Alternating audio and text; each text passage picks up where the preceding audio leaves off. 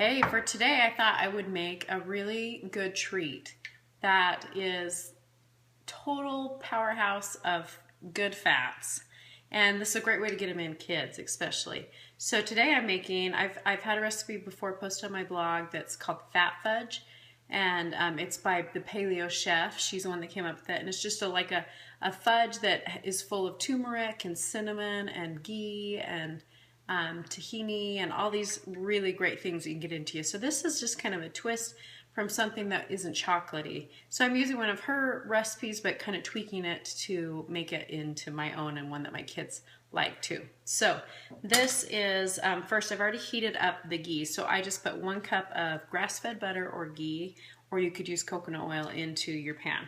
So I'm using ghee today. And then I'm going to cut up, this is a 1/2 cup of macadamia nuts, and I know you can't see the board down here, but I'm just going to cut those just so they're smaller pieces. You can leave them whole though.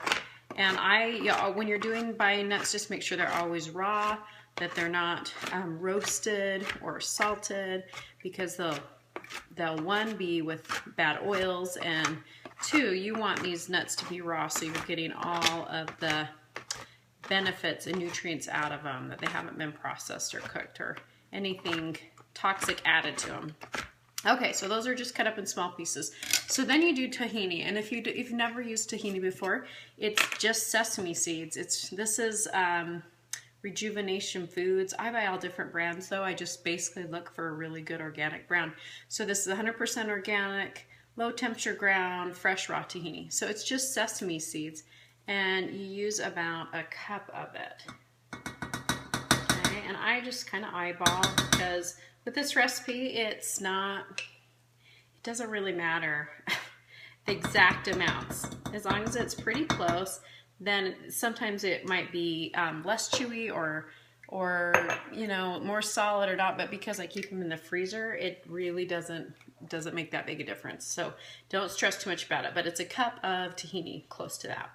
Okay, and then, so I'm just going to stir that, and usually I do this over the stove just so the tahini kind of melts really good, but because the butter's already kind of warm in there, the ghee, it will melt the tahini pretty good. Okay, so then I am going to add vanilla, and I like the Bulletproof. It's Vanilla Max, and it's 100% pure, finely ground Madagascar vanilla bean. So you actually get a lot of great benefits, health benefits from this vanilla over just regular imitation vanilla. This is got a lot of really great benefits, and it smells and tastes really good. So this is just 1 teaspoon of vanilla. But this is expensive, and it does go a long ways once you get it. I mean, if a recipe asks for 1 teaspoon, a lot of times with this I can put 1/4, and it's still powerful enough because it's such a pure, strong vanilla. Okay, so I'm going to stir that in. So we got our vanilla. And then today I am going to make a cherry.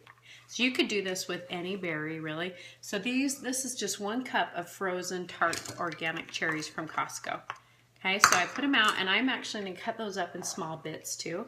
And you don't have to cut them up, but it'll just make it easier when you're doing little bite size, that you're getting a good mix of everything in there.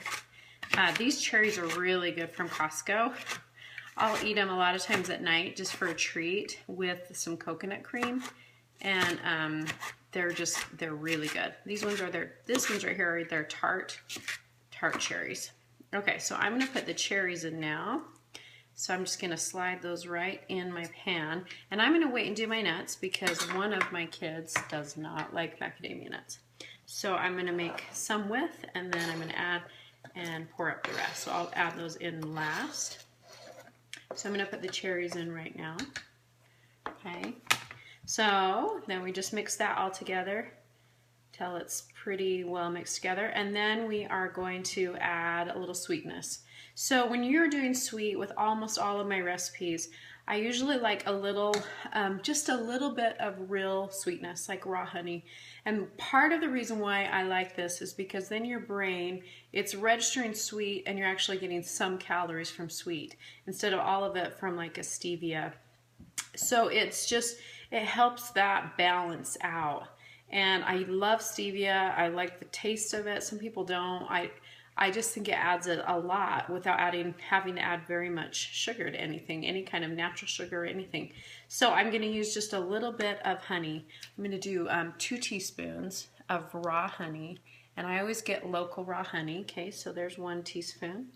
And after I add this, I'm going to taste it.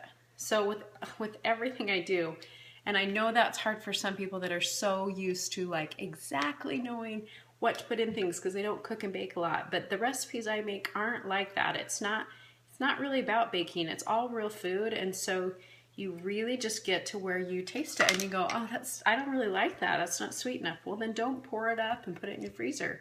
Make it so you like it, and you don't need to add sugar to do that. Okay, stevia is a great help, and there's also xylitol that I'll use a little bit of, and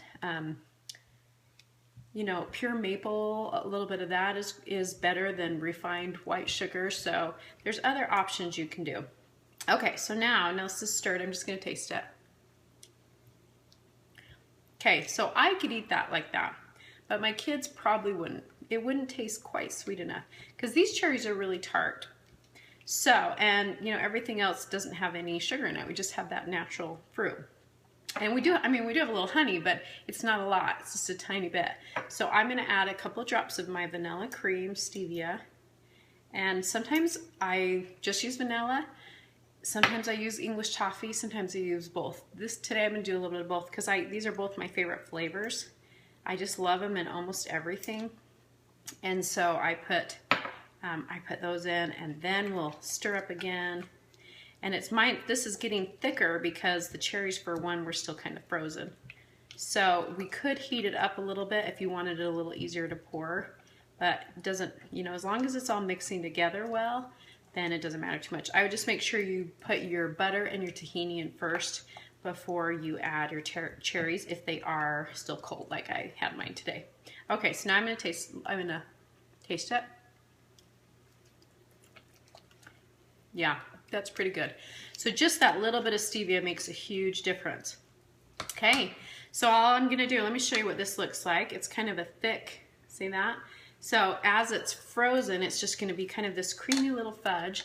And all I'm doing today is I'm just going to pour just a little bit in ice cube trays, like probably about a half a full. Just spoon it in each one and then just put them in your freezer. And then when they're all frozen, I usually keep them in some kind of bag or container in the freezer.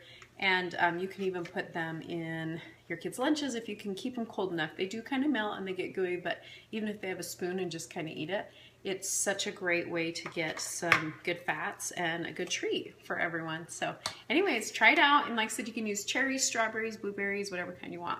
So a little different version if you need something besides chocolate for your treat. Okay, thanks.